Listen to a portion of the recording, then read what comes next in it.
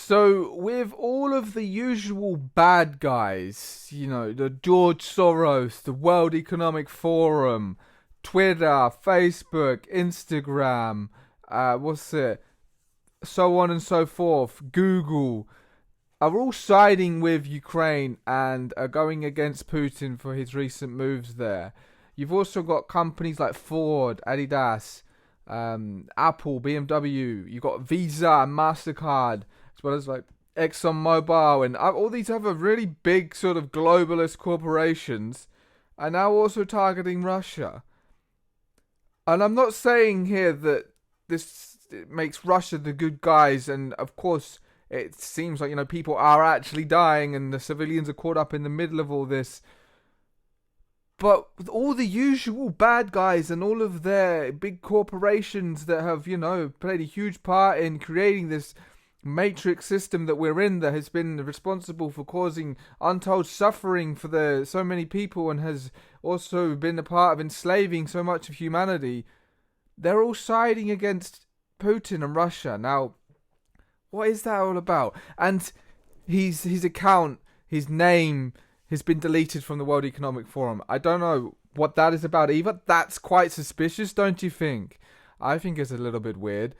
And this whole thing just seems a little bit strange.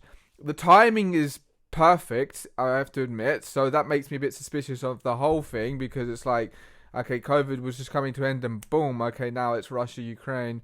And there's a lot of people who were just questioning the COVID narrative and not believing what the media says, instantly believe what the media is now saying about Russia and Ukraine.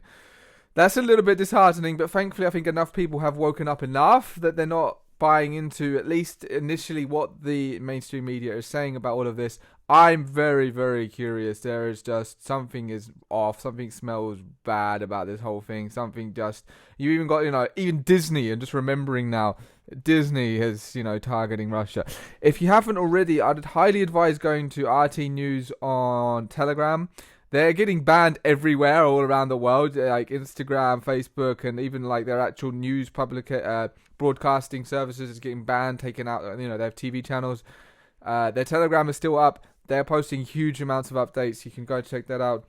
Of course, they seem to be a bit more biased towards the Russia side. Funny enough, Russia Today, but I'd definitely check it out just to see what they're posting, and they've given huge amounts of updates of what's going on here. I'm just very curious if all of the usual bad guys are saying that these are the bad guys. I have to question that, and are they actually the bad guys? And even like desperation, like Facebook putting ads out there in Russia, slamming the operation that they're undertaking. Just so much of it seems so desperate. So much of it just seems a little bit suspicious. So at the moment, I'm thinking, well, maybe there's more to this than meets the eye. Maybe the whole biolab theory is true, amongst other things, and maybe Russia isn't the bad guy that the media is portraying.